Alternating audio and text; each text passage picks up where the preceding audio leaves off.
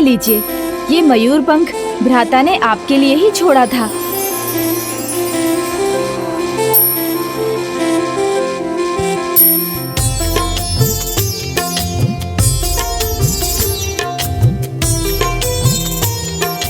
और मैं ये आशीष देता हूँ कि ये एक दिव्य दर्पण में परिवर्तित हो जाएगा, जिसमें आप अपने स्वामी को सदैव देख सकेंगी।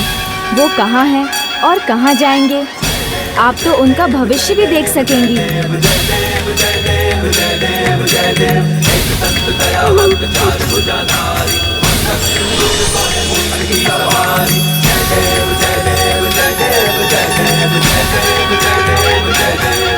अब मुझे आज्ञा दीजिए भाभी माँ।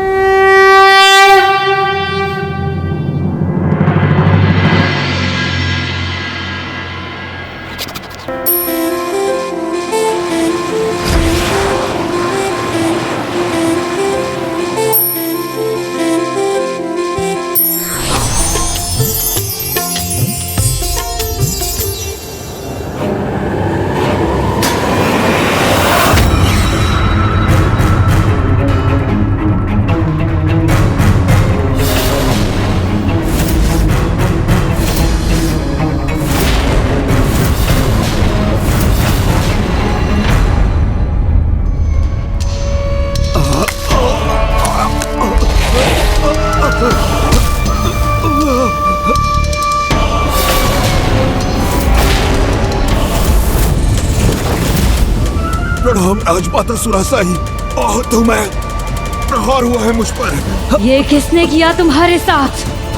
माता सुरासाई, हमें क्षमा कीजिए, हम उसे नहीं ला पाए। कौन? किसे नहीं ला पाए? वो अत्यंत महत्वपूर्ण है। हमने उसे पकड़ लिया था, किंतु गणेश उसकी रक्षा के लिए पहुंच गए।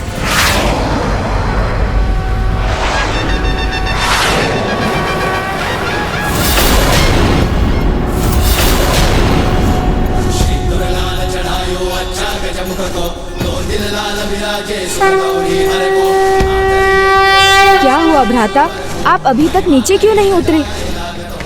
युद्ध भूमि में प्रवेश क्यों नहीं किया?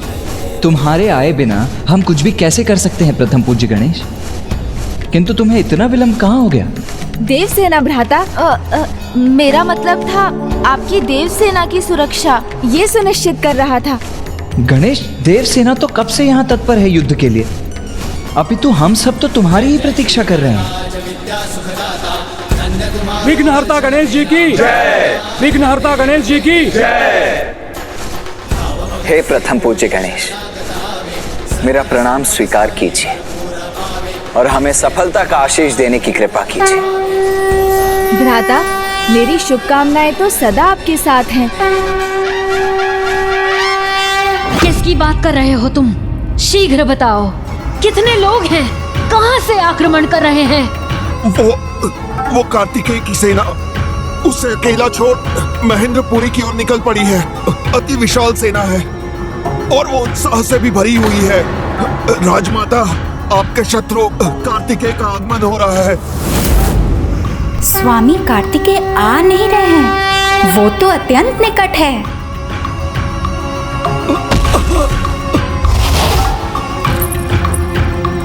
मेरे प्रभु, कार्तिकेय सुब्रमण्यम स्वामी यहाँ आ चुके हैं।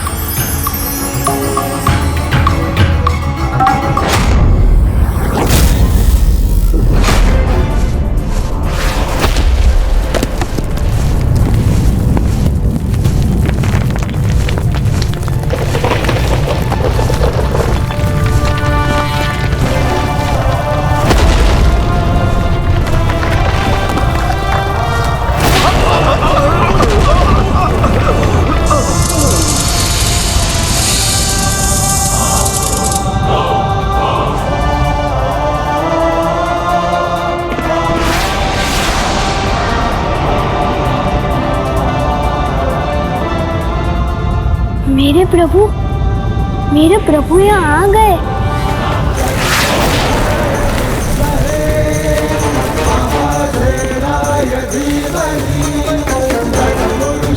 प्रभु,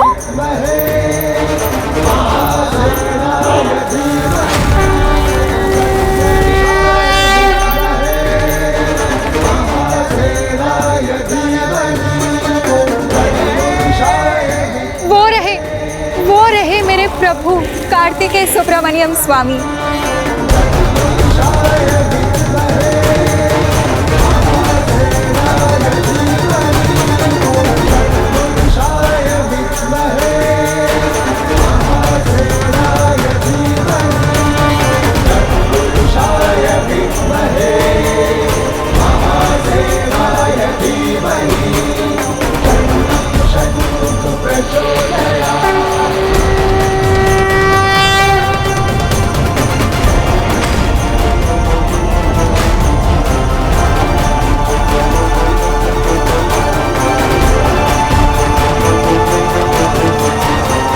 जहां तक दृष्टि जा रही, इसकी सेना बिछी हुई है। माँ इसकी सेना चारों ओर से हम पर आक्रमण करने के लिए तैयार है।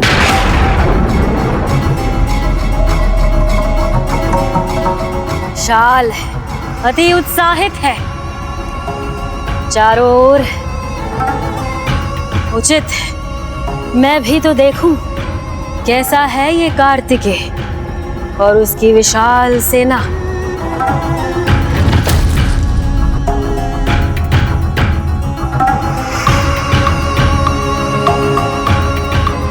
अवश्य देखिए माँ, किंतु हमें इस विशाल सेना से सामना करने का उपाय तो सुझाइए। जब उसके मुट्ठी भर सहभागियों ने हमारे राजभवन को शमशान में परिवर्तित कर दिया था, तो इस विशाल सेना की शक्ति का अनुमान लगाना कठिन ही नहीं, असंभव है माँ। बस शांत हो जाओ। सेना है इस बालक के पास, किंतु मैं नहीं, जो अपनी माया से इस सेना से भी विशाल सेना उत्पन्न कर सकती है। वो सेना जिसमें कभी भी किसी सैनिक की मृत्यु नहीं होगी। हमारे असुर सैनिक मृत्यु से सुरक्षित रहेंगे। फिर तो ये विशाल सेना भी धूल दूषित हो जाएगी। होगी, अवश्य होगी, क्योंकि मैं एक एक कर सभी असुर सैनिकों को पुनर्जीवित कर लूंगी। जो युद्ध में आहत होंगे उन्हें भी मैं जीवन दान दूंगी। फिर देखती हूँ कैसे ये देवता हमारी अनंत सेना को पराजित करते हैं। माँ, प्रकृति के नियमों के विरुद्ध जाकर कोई कुछ प्राप्त नहीं कर पाया है। आपकी माया से असुर पुनर्जीवित होकर भी वास्तव में प्राणहीन रहेंगे। जिनके लिए अपने पराये में भेद करना संभव नहीं हो, वो तो कदाचित उन सर्पों के समान होंगे जो अपने ही शिशुओं को अपना आहार बना लेते हैं। इसलिए कहीं ऐसा कर आप समस्त असुर कुल का सर्वनाश तो सुनिश्चित नहीं कर रहे ना? थोड़ा विचार कीजिए। मत कीजिए अनर्थ माँ, मत कीजिए। शांत अजामुखी, तुम्हें फिर से पुत्री होने का स्थान दिया है मैंने, किंतु मुझे क्या करना है क्या नहीं, ये बताने का अधिकार नहीं दिया है मैंने तुम्हें। मुझे भली भांति ज्ञात है कि मुझे क्या करना है। माँ को समझाना असंभव के समान है। समस्त संसार में केवल एक ही व्यक्ति है, उनके पति मेरे पिताजी महर्षि कश्यप, जो कदाचित उन्हें कुछ समझा सकते हैं। शीघ्र इस विशाल सेना का सामना करने के लिए, इसे पराजित करने के लिए, इससे भी विशाल एक सेना होगी।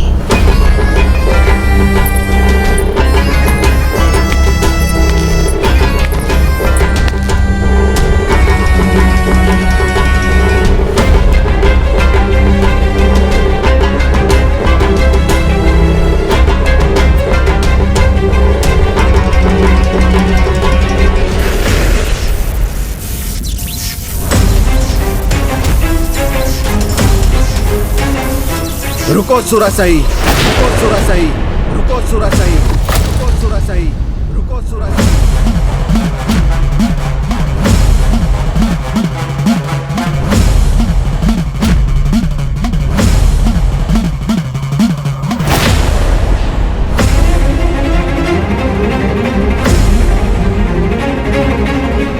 वाह पतिदेव, आज आपने इस ओर का मार्ग कैसे चुन लिया और कितना उचित समय चुना है, वो भी भूले भटके। मार्ग से तो तुम भटक चुकी हो सुरासई, घोर अनर्थ करने जा रही हो तुम, किंतु अब मैं यहाँ हूँ तो ऐसा होने नहीं दूंगा।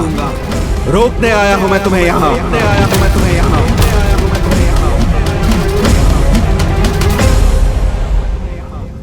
प्रकृति के नियमों के विरुद्ध चलने का अर्थ है स्वयं के विरुद्ध चलना, क्योंकि प्रकृति कुछ नहीं भूलती। मृतक को माया से पुनर्जीवित करना पाप नहीं, महापाप है, और मैं तुम्हें अपने विरुद्ध स्वयं तुम्हें ये पाप नहीं करने दूंगा। बस बस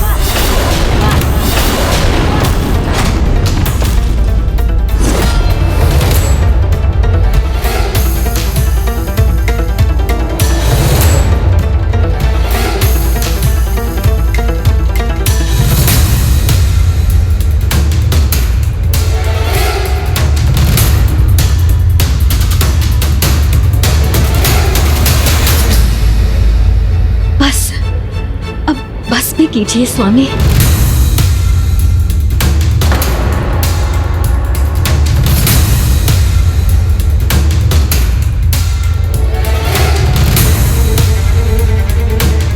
यहाँ आए हैं तो अपना क्रोध त्याग दीजिए। सुनूंगी, मैं आपकी प्रत्येक बात सुनूंगी, आपकी आज्ञा का पालन करूंगी, क्योंकि पहले आपकी आज्ञा का पालन ना करने की बहुत बड़ी भूल की थी मैंने, किंतु अब वो भूल कदापि नहीं करूंगी। स्वामी, अपनी भूल से ही व्यक्ति सीख प्राप्त करता है। इतने वर्षों आपकी सेवा से वंचित रही, किंतु आज आपकी सेवा का अवसर प्राप्त करना चाहती हूँ।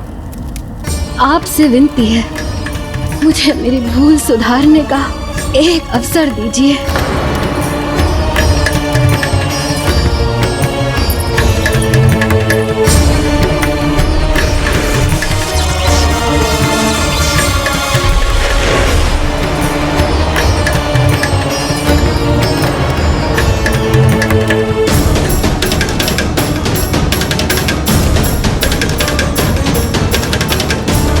मेरी संतानों को धर्म नहीं, माया का ज्ञान चाहिए।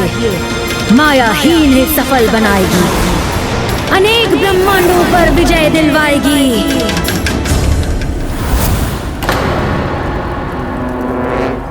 कैसे विश्वास करूं इसका, किंतु यदि कोई भूल सुधारने का प्रयास करे तो उसे एक अवसर देना तो हर किसी का धर्म है। पिताजी प्रणाम। पिताजी, आज आप प्रथम बार महेंद्रपुरी आए हैं, तो सभी शंकाओं को त्याग कर मां का अनुरोध स्वीकार करने की कृपा कीजिए। हमें आपका उचित स्वागत करने की अनुमति दीजिए।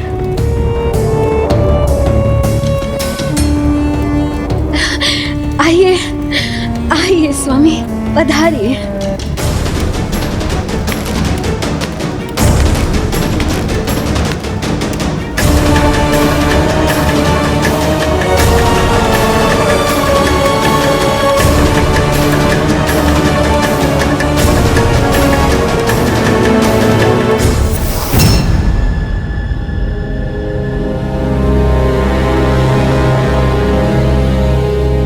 विचित्र बात है, बंद द्वार की ओर मुख कर किसके सम्मान में हाथ जोड़े खड़े हैं हमारे शत्रु। उनके सम्मान में असुर सम्राट जो परम ब्रह्म है, उनके सम्मान में जो बंद द्वार के इस पार से भी उन्हें दिखाई दे रहे हैं, जिन्हें सामने आने पर भी आप उन्हें देखने में विफल हो जाएंगे। उनकी महानता, उनकी महिमा आप नहीं पहचान सकेंगे।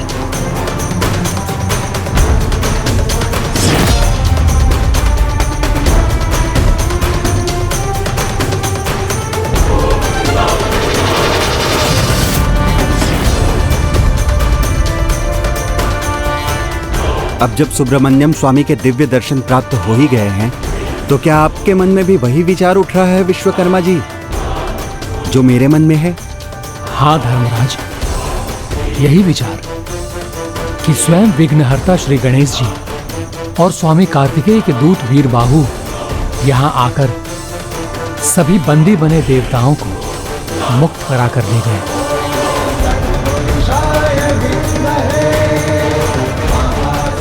हाँ देवशिल्पी विश्वकर्मा जी, पुत्री पद्म कोमल और विभूति की सुरक्षा के लिए हम स्वेच्छा से बंदी बने हैं, किंतु अब समय आ गया है चिंता मुक्त होकर इन असुरों से मुक्त होने का। प्रभु के आगमन ने हमारा मनोबल बढ़ा दिया है। प्रभु कृपा से हमारी पुत्रियों की रक्षा स्वतः हो जाएगी। इसीलिए हमें स्वामी कार्तिकेय का साथ देने के लिए यहाँ से जाना होगा। आप उचित कह रहे हैं विश्वकर्मा जी, क्योंकि अब तो धर्मराज होने का दायित्व भी निभाना होगा मुझे, क्योंकि यहाँ अधर्मियों के विनाश के समय उनकी आत्माओं को लेने यमदूतों को नियुक्त करना होगा। बहुत उच्चारण कर लिया इन दुष्ट असुरों के नामों का। अब हम परम ब्रह्म के नाम का जाप करेंगे। जय विघ्नहर्ता गणेश, जय सुब्रमण्यम कार्तिकेय स्वामी, जय विघ्नहर्ता गणेश, जय सुब्रमण्यम कार्तिकेय स्वामी।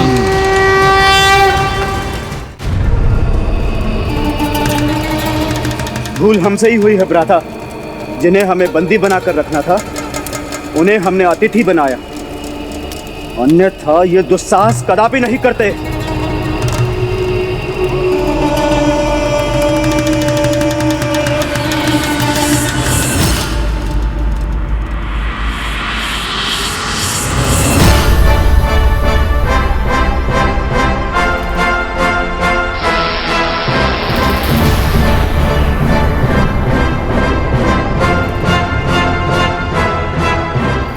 देवसेना, इन असुरों को लगता है कि वो भीरू होते जो धर्म पथ पर चलते, उनमें युद्ध करने का साहस नहीं होता। इसीलिए हमें देखकर ये अधर्मी आज अत्यंत आश्चर्यचकित सके, किंतु फिर हमें ये धर्म युद्ध के पूर्ण नियमों का पालन करते हुए लड़ना होगा। आज सूर्यास्त से नहीं, अभी तो कल प्रातः सूर्योदय के साथ ये युद्ध आरंभ होगा। देव सेनापति सुब्रमण्यम कार्तिकेय स्वामी की जय। देव सेनापति सुब्रमण्यम कार्तिकेय स्वामी की जय। प्रभु, अधर्मी असुर नियमों का पालन नहीं करते, वो सूर्योदय की प्रतीक्षा कहाँ करने वाले हैं? प्रणाम सुब्रमण्यम कार्तिकेय स्वामी। प्रणाम विघ्नहर्ता गणेश जी। प्रणाम।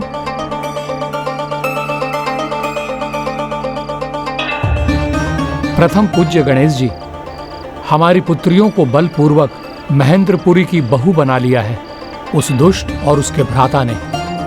पुत्रियां सुरक्षित रहें, इसलिए अपनी इच्छा के विरुद्ध हम भी वहां रहने के लिए विवश थे। हे देव सेनापति स्वामी कार्तिकेय, अब जब आप यहाँ हैं तो हमें विश्वास है जो भी होगा उचित ही होगा। इसीलिए अब परिणामों की चिंता किए बिना हम धर्म का साथ देने के लिए आपके सामने प्रस्तुत हैं प्रभु, और युद्ध के अंत तक अडिग रहकर आपके साथ ही रहेंगे। मुझे विश्वास है प्रभु, इस धर्म युद्ध में पाप की पराजय अवश्य होगी और पुण्य अवश्य विजयी होगा। इसमें समय लगेगा प्रभु, इसलिए मुझे देवसेना के विश्राम एवं अधर्मी असुरों द्वारा रात्रि काल में आक्रमण से सुरक्षा हेतु एक नवीन भव्य दुर्ग का निर्माण करने की अनुमति दे। विवश होकर मुझे उन असुरों के लिए एक राजभवन का निर्माण करना पड़ा। यह उसका प्रायश्चित ही होगा प्रभु। प्रभु सुब्रमण्यम स्वामी कार्तिकेय की जय। प्रभु सुब्रमण्यम स्वामी कार्तिकेय की जय। प्रभु सुब्रमण्यम स्वामी कार्तिकेय की जय। कीट समान देवता जो मेरे सामने हाथ जोड़ के खड़े थे, अब उसके आगमन से इतने उत्साहित हो गए, कदाचित मुझे ही वहां जाकर इन सब का वध करना चाहिए। फिर ना ये रहेगे ना ये इनका उत्साह, ना ही मुझे उस बालक कार्तिकेय की जय जयकार सुनना सहन करना पड़ेगा। ज्येष्ठ के आक्रमण का अर्थ है युद्ध का आरंभ। क्या कोई उपाय नहीं है उसे रोकने का?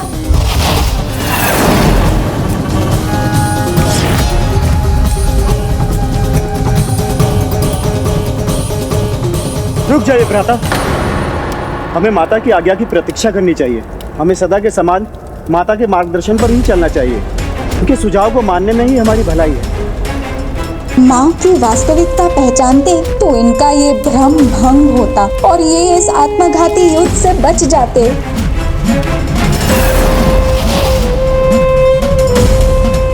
मां के आदेश की प्रतीक्षा करूंगा मैं, और यदि एक बार उन्होंने युद्ध की अनुमति दे दी तो इन सभी के प्राण हरूंगा मैं।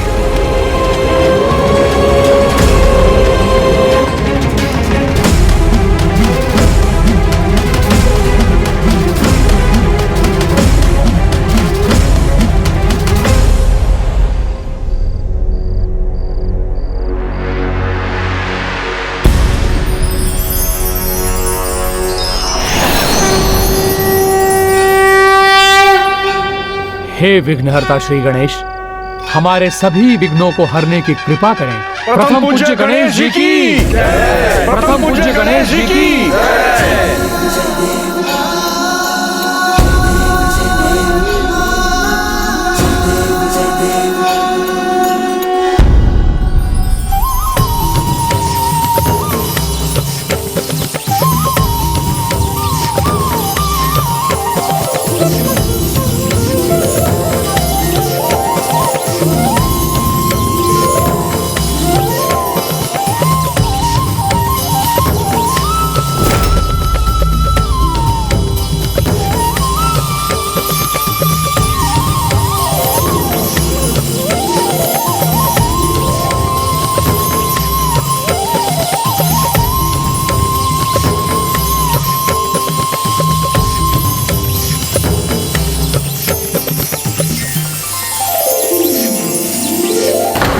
अपनी सेना के लिए दुर्ग का निर्माण कर रहे हैं तुच्छ देवता।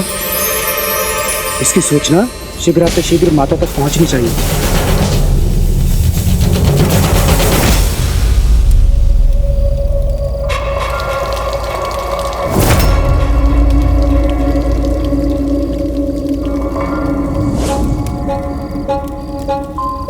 स्वामी, बड़े दिनों बाद आपके चरण अभिषेक करने का सौभाग्य प्राप्त हुआ है। मैं तो धन्य हो गई। ऐसा सेवा भाव मात्र दिखावा कैसे हो सकता है? कदाचित इसका वास्तव में हृदय परिवर्तन हुआ है। स्वामी, आपके चरण पहुंचने का सुख पाकर तो मैं और भी अधिक आनंदित हूँ। आपने यहाँ आकर मुझे धन्य कर दिया। अब तो इसका पान करना ही शेष है। स्वामी, अनुमति दीजिए। नहीं सुरासई, इसकी आवश्यकता नहीं है। आवश्यकता है प्रभु। आपके चरणामृत से ही मैं अपने अंतर में शेष बुराइयों पर विजय पा सकती हूँ। स्वामी, आप चाहते हैं ना कि मैं युद्ध में सफल हूँ, विजय हूँ।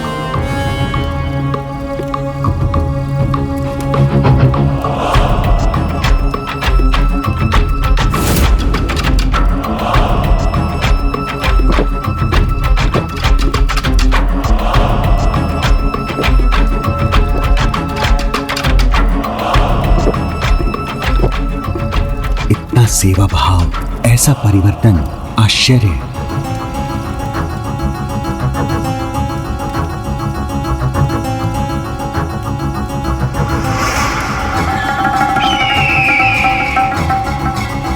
विश्वास कीजिए, आपकी अर्धांगिनी सचमुच अपनी बुराइयों को पराजित करना चाहती है। आशीष दीजिए मुझे, मेरे जो भी शत्रु शेष है मैं उन पर विजय पा सकूं। अवश्य। विजयी भव, विजयी भव, विजयी भव, विजयी भव।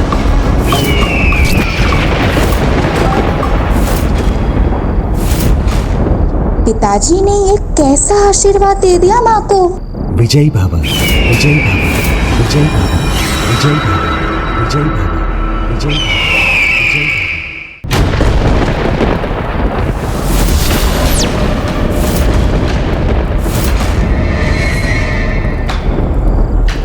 विजयी भव, विजयी भव।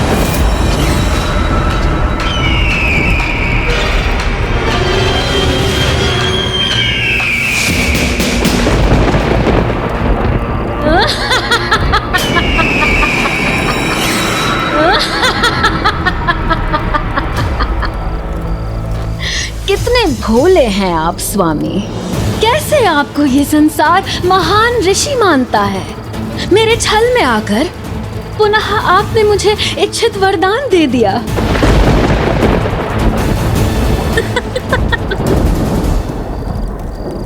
तो ये सब मेरी आओ भगत, मेरी सेवा, मेरी चरणामृत का पान करना, ये सब ढोंग था तुम्हारा? ढोंग नहीं पतिदेव, ये तो माया की माया है।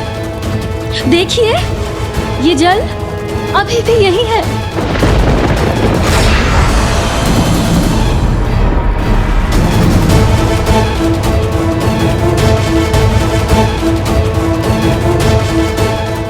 अपनी भावनाओं में बहकर मैं तुम्हारे छलावे में आ गया। तुम जैसे दुष्ट अपनी दुष्टता सरलता से नहीं छोड़ते। कदाचित मुझे ये समझ लेना चाहिए था। हाँ पतिदेव।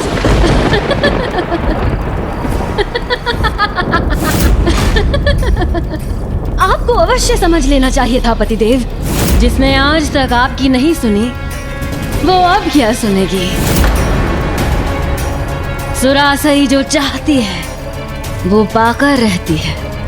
जैसे आज आपसे आशीर्वाद पा लिया, बस अब और स्वांग मुझसे नहीं होता।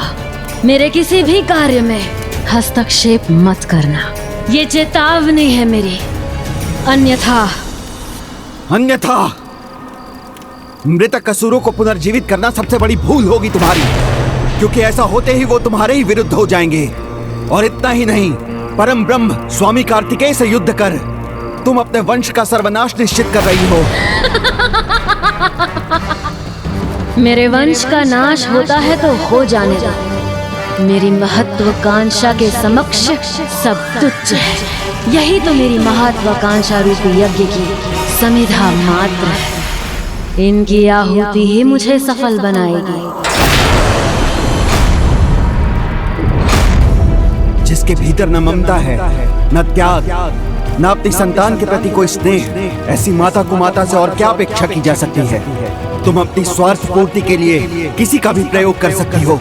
सत्य कहा आपने पतिदेव।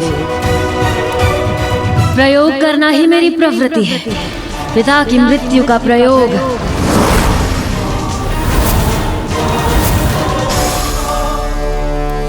आपका भी तो प्रयोग किया, महान पुत्रों की प्राप्ति के लिए।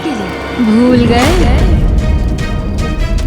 किस तरह सेवा का नाटक करके मैंने आपको प्रभावित किया, जिससे आप मुझसे विवाह कर सकें।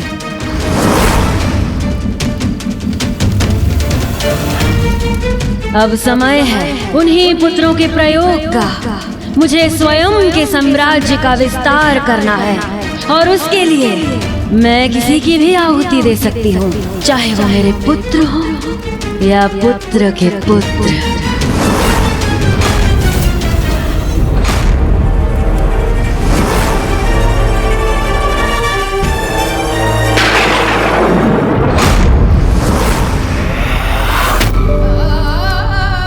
मुझे स्वयं के साम्राज्य का विस्तार करना है, और उसके लिए मैं किसी की भी आहुति दे सकती हूँ, चाहे वो मेरे पुत्र हो या पुत्र के पुत्र। तो ये है माँ की वास्तविकता। वर्चस्व के संघर्ष में मुझे विजय चाहिए, किसी भी मूल्य पर, बस विजय।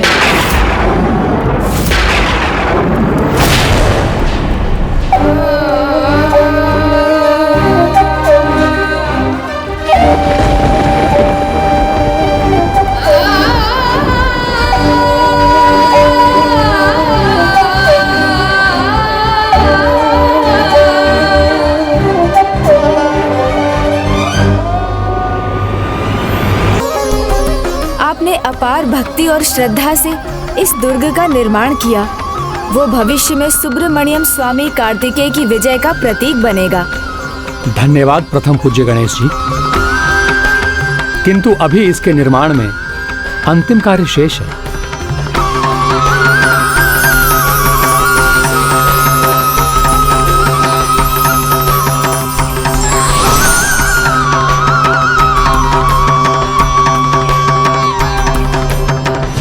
अद्भुत।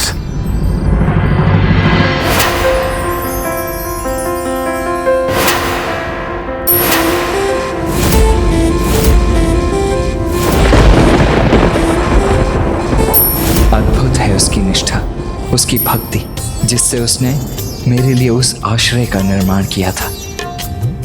प्रभु, आपकी विजय के लिए मेरे ये विजय व्रत का प्रथम दिन सफलतापूर्वक संपन्न हो गया।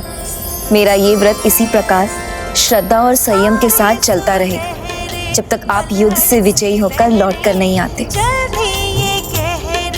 मैं तो तुम्हें धन्यवाद भी नहीं कह पाया, किंतु युद्ध के बाद मैं तुम्हें अवश्य उचित सम्मान देकर तुम्हारे प्रति अपना आभार प्रकट करूंगा।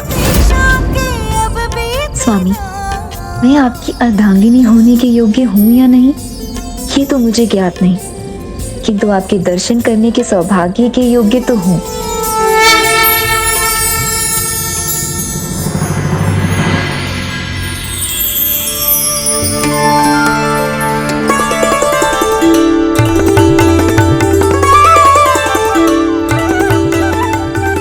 आपके विचार से ही मेरे हृदय का स्पंदन बढ़ जाता है। आपसे दूर होना असहनीय है मेरे लिए, मुझे विचलित कर रहा है।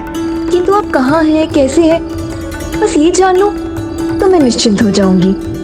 मुझे अपने दर्शन करने की अनुमति दीजिए प्रभु।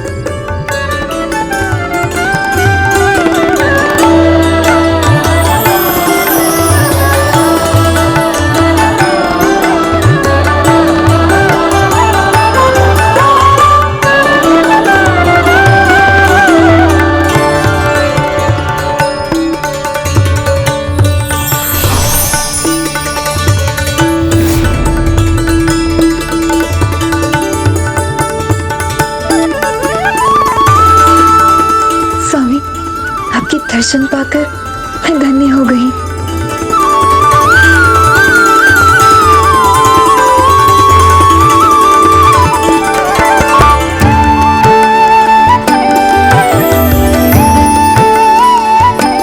सुंदर है ना भ्राता?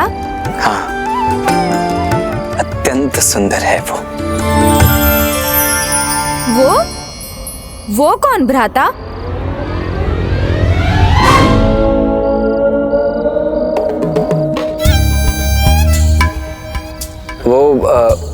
मैं तो आपके लिए बनाए विश्वकर्मा जी के दुर्ग की बात कर रहा था, उसकी भव्यता के बारे में कह रहा था।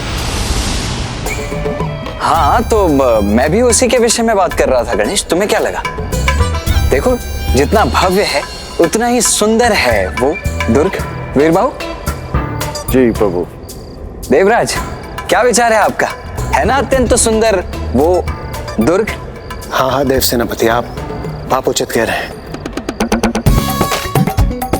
अपना मनोभाव मुझसे छिपा रहे हैं भ्राता, किंतु मुझे ज्ञात है आप उसकी भव्यता की नहीं, भाभी माँ की बात कर रहे थे। देवशिल्पी विश्वकर्मा जी, आपके द्वारा इस दुर्ग का निर्माण सत्य में अत्यंत सराहनीय है। हमारी संपूर्ण सेना को इस दुर्ग में आश्रय अवश्य मिल जाएगा, किंतु हमें शत्रु के शस्त्र अस्त्र, उनकी दुर्ग रचना और उनकी शक्ति का ज्ञान होना भी अत्यंत आवश्यक है।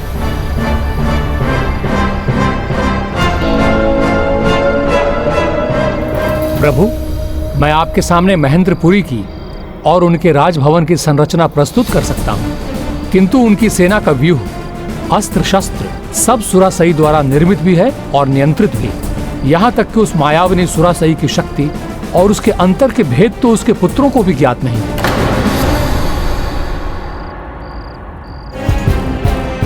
अब समय है उन्हीं पुत्रों के प्रयोग का। मुझे स्वयं के साम्राज्य का विस्तार करना है और उसके लिए मैं किसी की भी आहुति दे सकती हूँ, चाहे वो मेरे पुत्र हो या पुत्र के पुत्र। माँ के लिए पुत्र नहीं, मात्र उनकी विजय की सामग्री है हम, उनकी महत्वाकांक्षा के साधन है बस।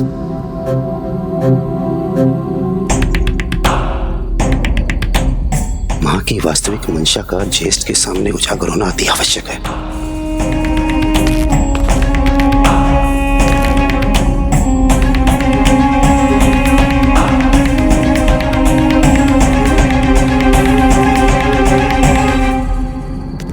बहन विभूति, ये पिताजी ने क्या कर दिया?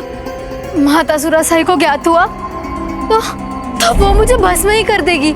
आप ही नहीं बहन पद्म कोमल, हमें भी उनकी क्रोधाग्नि में जलना होगा, क्योंकि वो ये तनिक भी विचार नहीं करेंगी कि आप उनके ज्येष्ठ पुत्र की पत्नी हैं और हम छोटे पुत्र की।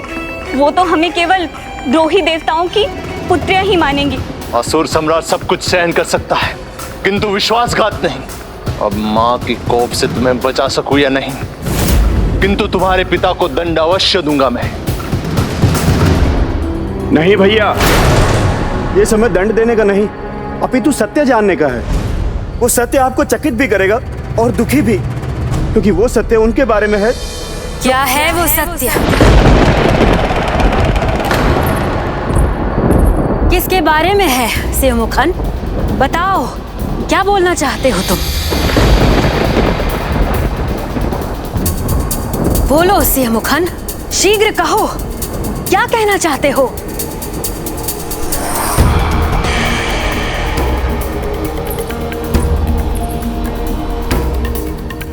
भ्राता, आप तो वीर पराक्रमी सिन्हा मुख है ना, तो जो सत्य है वो कह दीजिए। दे दीजिए महत्वपूर्ण सूचना ज्येष्ठ को।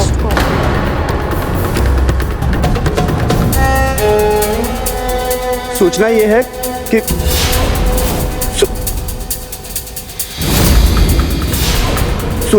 सूचना ये है कि शत्रु सेना द्वार पर है और देवशिल्पी विश्वकर्मा भी शत्रु सेना के साथ है और वो उनके लिए दुर्ग का निर्माण भी कर रहे हैं। हमें आक्रमण करना चाहिए।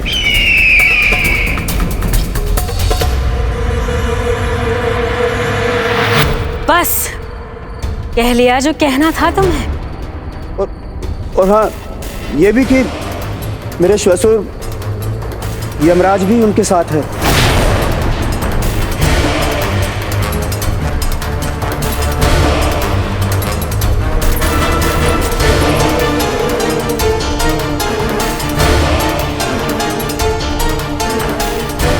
कोई और सूचना है जो तुम मुझे देना चाहते हो?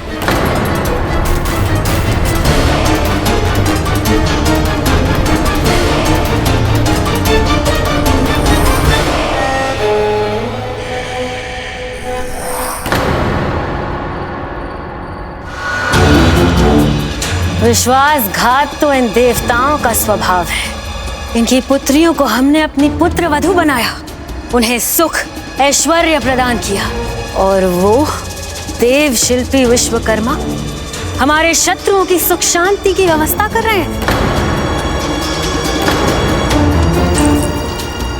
और तुम्हारे पिता यमराज क्या कर रहे हैं?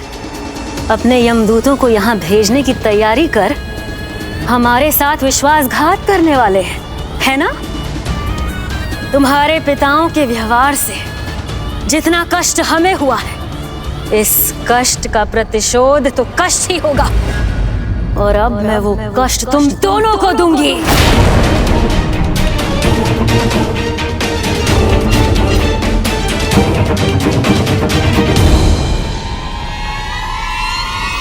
किंतु उससे पहले हमारे शत्रु कार्तिकेय को पराजित करने के लिए रणनीति बनानी है हमें, उसे नष्ट करना है। खड़े मत रहो, असुर राजाओं की सभा बुलाओ। स्मरण रहे, उसमें मेरे सभी पुत्र और पौत्र दोनों होने चाहिए। उन्हीं से सबसे अधिक आशा है मुझे, उनमें से कोई भी नहीं छूटना चाहिए। सुनिश्चित करो, सभी उपस्थित होने चाहिए उस सभा में। उचित है मां।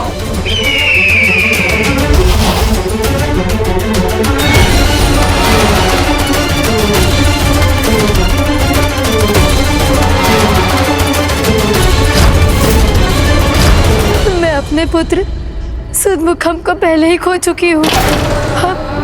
हम किसी और को नहीं खोना चाहती, किंतु इनका वश है तो ये सभी का बलिदान दे देगी। किंतु इतना सरल सत्य भ्राता को कैसे दिखाई नहीं दे रहा?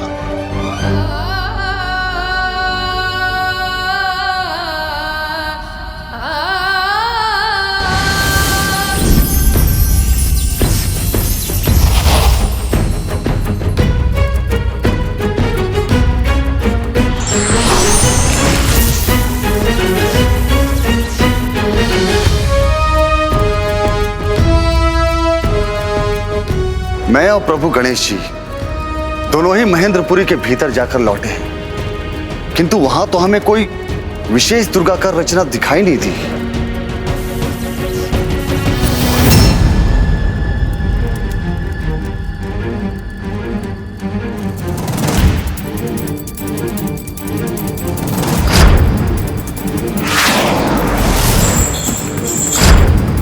जो केवल माया को ही अपना अस्त्र और कवच दोनों मानते हैं, वो ऐसे किसी दुर्ग का निर्माण नहीं करते, किंतु उनका यही मिथ्या आत्मविश्वास ही उनका सबसे बड़ा शत्रु बनेगा। उचित कहा तुमने अनुज गणेश। उन्हें यह भी विश्वास अवश्य होगा कि वो अपनी माया का प्रयोग करके कभी भी और कहीं भी सफलता प्राप्त कर सकते हैं, इसीलिए वो अपनी नगरी के भीतर तो नहीं रहेंगे, अपितु वो बाहर निकलकर हम पर आक्रमण अवश्य करेंगे। इस समय भी वो अवश्य किसी योद्धा को यहां भेजने का ही विचार कर रहे होंगे।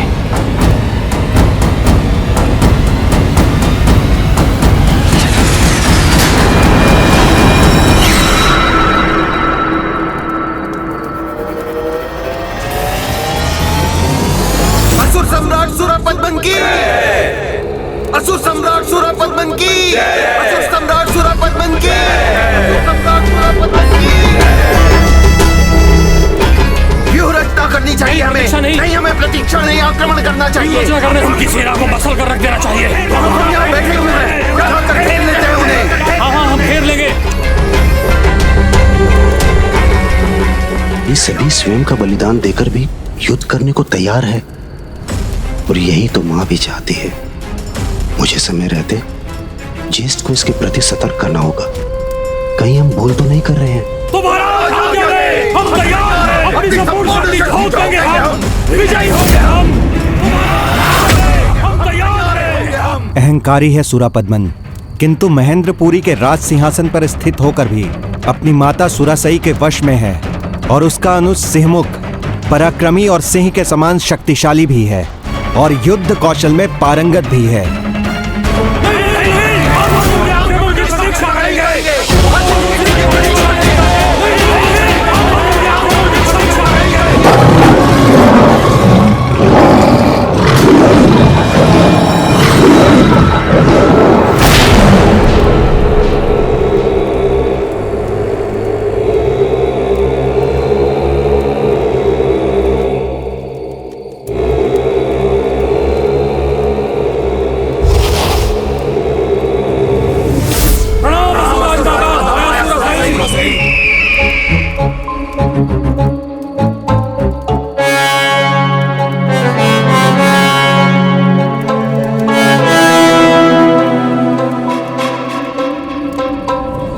अधर्मियों और पापियों के अनुसार उनका अहंकार ही उनका सबसे बड़ा आभूषण होता है, और अहंकार में डूबा हुआ व्यक्ति अपने समक्ष सभी को तुच्छ मानता है। इसीलिए वो अहंकारी अधर्मी असुर सम्राट युद्ध के प्रथम दिवस पर स्वयं तो रणभूमि में कदापि नहीं उतरेगा, और न ही अपने उस अनुज को भेजेगा।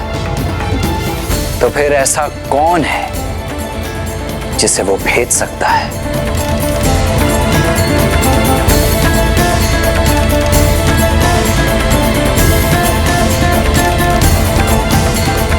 वो अहंकारी अधर्मी असुर सम्राट युद्ध के प्रथम दिवस पर स्वयं तो रणभूमि में कदापि नहीं उतरेगा। तो फिर ऐसा कौन है जिसे वो भेज सकता है? उन असुर भ्राताओं के अनेक पुत्र हैं, उनमें से कोई भी युद्ध के लिए आ सकता है प्रभु। गजमुखन का पुत्र अग्निमुख भी हो सकता है, जो श्रेष्ठ योद्धा भी है और आपसे प्रतिशोध के लिए लालायत भी है, क्योंकि आपने उसके पिता का वध किया था। हे राजमाता सुरासई, यदि आप ये निर्णय ले रही हैं कि युद्ध करने का पहला अवसर किस असुर योद्धा को मिलना चाहिए, तो वो मैं ही हूँ, अग्निमुख। अग्निमुख। प्रतिशोध की भावना सदैव अनुचित निर्णय ही करवाती है, इसलिए यदि उनमें तनिक भी समझ होगी तो वो उसे तो कदापि नहीं भेजेंगे। आप मुझे सुरापद्मन के अन्य पुत्रों के विषय में बताइए। उनके चारों पुत्रों को धर्म संस्कार सिखाने का बहुत प्रयास किया मेरी पुत्री ने, किंतु उन पर असुरों का प्रभाव सशक्त था। इसलिए माया सुरासई ने जो उन्हें सिखाया उन्होंने वही सीखा। उसमें से एक है असुरेंद्र। राजमाता।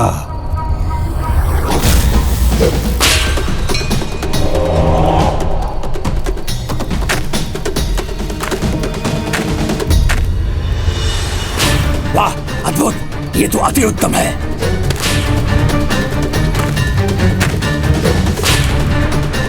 प्रतिशोध तो मुझे भी लेना है अपने चाचा गजमुखन का।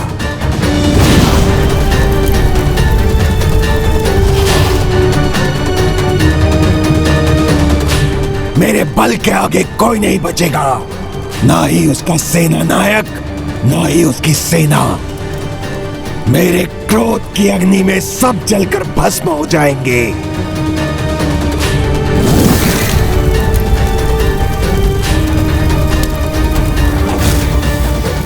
ये तो अत्यंत विनाशकारी है।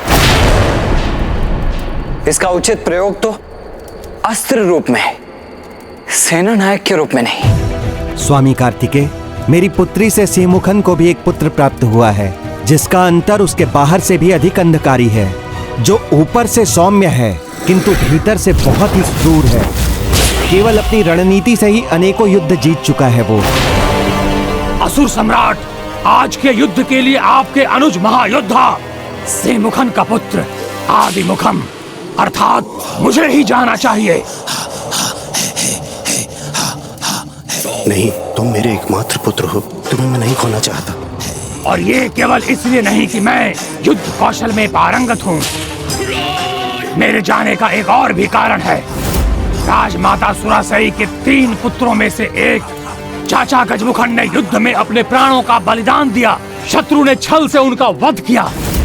फिर आपके पुत्र और मेरे भ्राता सुदमुखम को यह अवसर प्राप्त हुआ, किंतु दुर्भाग्यवश कार्तिकेय दूत वीर बाहु ने उसका अंत कर दिया।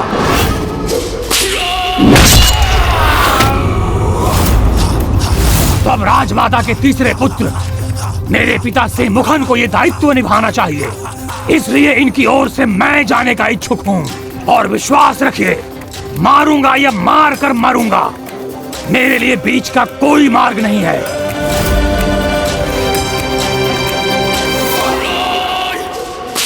मैंने अभी भी कुछ न बोला तो मेरा पुत्र माता सुरासई की महत्वाकांक्षा की बलि चढ़ जाएगा। नहीं, आदिमुखम को भी नहीं भेजेंगे वो, क्योंकि वो अनेकों युद्ध में अवश्य विजयी हुआ होगा, किंतु देवताओं के विरुद्ध एक भी युद्ध में नहीं। और वो अवश्य ही किसी ऐसे योद्धा का चुनाव करेंगे जिसका देवताओं के विरुद्ध कोई अनुभव रहा हो। अब चाहे वो किसी का भी चुनाव क्यों ना करें, वो किसी को भी क्यों ना भेज दें, हमें अपनी युद्ध की रणनीति स्पष्ट कर लेनी चाहिए।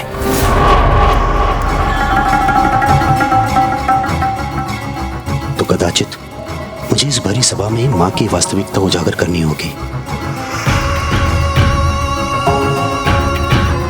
माता, माता वो बताओ कहाँ है वो?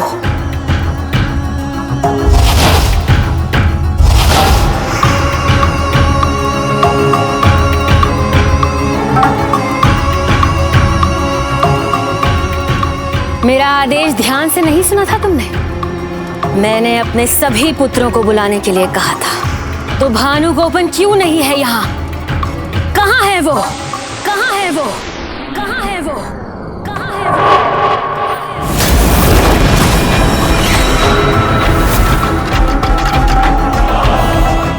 माता, 11 दिन की शिव आराधना में व्यस्त है वो।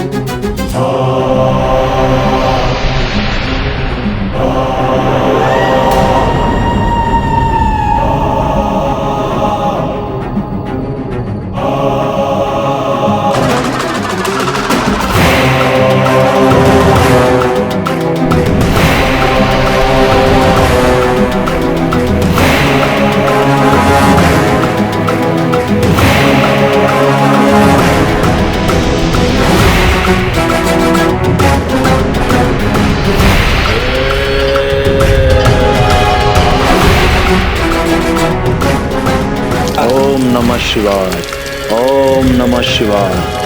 ओम नमः शिवाय। उसकी कोई भी पूजा इस कार्य से अधिक महत्वपूर्ण नहीं। अपने तप से वो शिव अस्त्र तो प्राप्त कर चुका है, तो शिव की और आराधना करने की क्या आवश्यकता है भला? मैं किसी की भी आहुति दे सकती हूँ, चाहे वो मेरे पुत्र हो या पुत्र के पुत्र। अभी वो बस भानुकोपन का प्रयोग करना चाहती हैं। भैया सिंह वो कब तो कुछ कहेंगे। बुलाओ भानुकोपन को, वो जाएगा। इस युद्ध को आरंभ करने से पहले ही अंत कर देगा।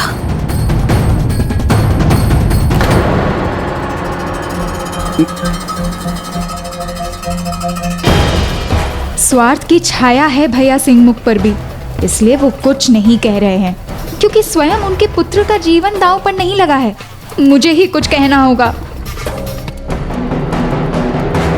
किंतु माँ, इस सभा में उसी को बोलने का अधिकार है जिसे आमंत्रित किया गया था, अर्थात मेरे पुत्र और पौत्र। ना ही तुम आमंत्रित हो और ना ही तुम्हें बोलने का कोई अधिकार है। यदि फिर भी तुमने बोलने का दुस्साहस किया तो हम तुमको फिर से ठुकरा भी सकते हैं। अब आप तो मुझे ठुकराएंगे ही, क्योंकि अब आपको मेरी कोई आवश्यकता जो नहीं है।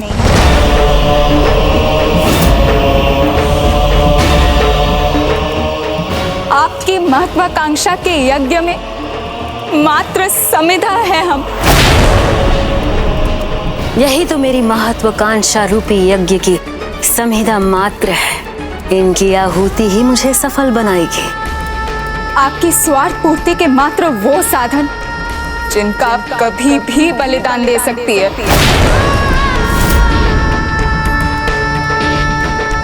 भूलो मत अजामुखी, मैं तुम्हारी माँ हूँ।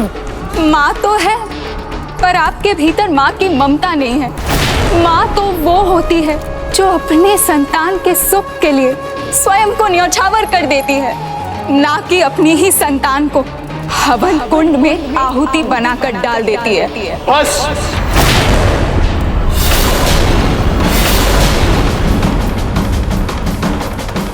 बंद करो तुम्हारा यह अनर्गल प्रलाप।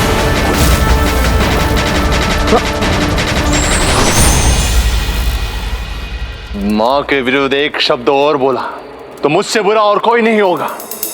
ज्ञात नहीं, मातृभक्ति का ऐसा कौन सा पाठ सिखाया है इन्होंने?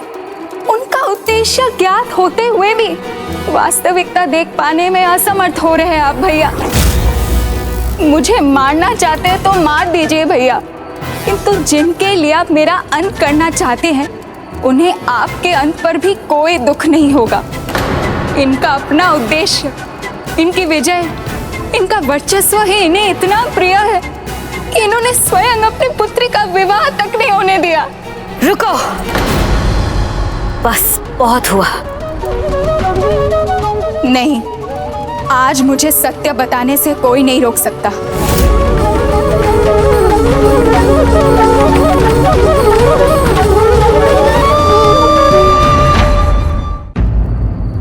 मैं महेंद्रपुरी के महानतम सेनापति युद्धासुर से प्रेम करती थी, और जब मैंने ये माँ को बताया तो उन्होंने उसे और उसके संपूर्ण परिवार को यहाँ बुलाने को कहा, जिससे हमारे विवाह की बात कर सके। और मुझे भी उन पर उतना ही विश्वास था जितना आप सबको है, किंतु उन्होंने मेरे साथ विश्वासघात किया, जिसकी मैं कल्पना भी नहीं कर सकती। आइए।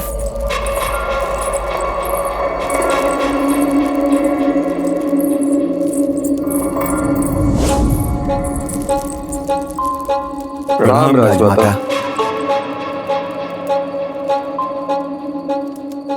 क्या इच्छा है आपकी? मैं अपनी पुत्री आपके पुत्र को सौंप दूं? तो क्या वो उसके बाद प्रसन्न रहेगी? हाँ राजमाता, हमें पूर्ण विश्वास है कि आपकी पुत्री हमारे पुत्र के साथ सदैव प्रसन्न रहेंगी, और हमारा पराक्रमी पुत्र आपकी पुत्री के लिए सर्वथा योग्य है, और फिर वो आपका सेनापति भी है। उसने अनेकों बार आपको युद्ध जिताए हैं और आगे भी जीतेगा। तो फिर तो हमें तनिक भी विलंब नहीं करना चाहिए। लीजिए, इस शुभ अवसर पर मिष्ठान से अपना मुंह मीठा कीजिए।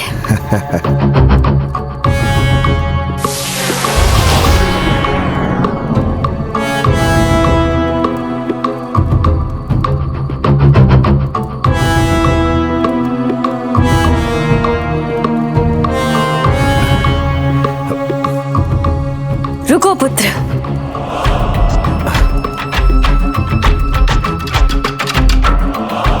क्यों? तुम अपने हाथों से स्वयं अपने भावी पति को मिष्ठान खिलाओ।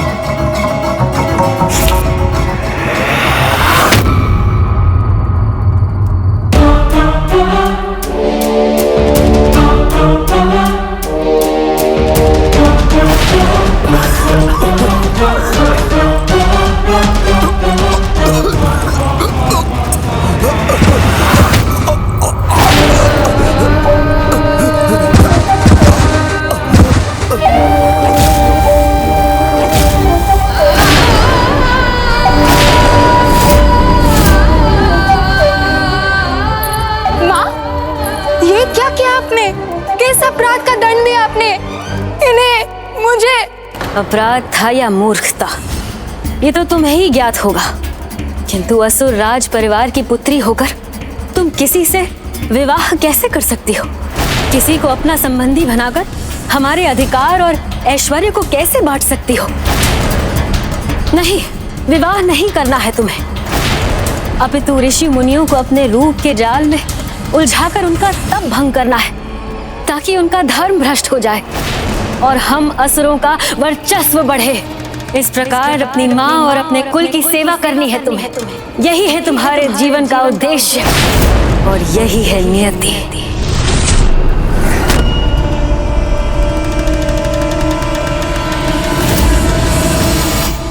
अपनी पुत्री के हाथों उसके होने वाले वर की हत्या करवा दी उन्होंने, फिर मुझे अपने स्वार्थ के लिए भोग की एक वस्तु बना दिया, जिससे मैं ऋषियों मुनियों को पथ भ्रष्ट करती रहूं और इनका साम्राज्य स्थापित रहे। कैसी माँ ऐसा कर सकती है? इतनी निष्ठुर, इतनी कठोर है ये बहन अजामुखी के साथ में कैसा अन्याय किया माँ ने।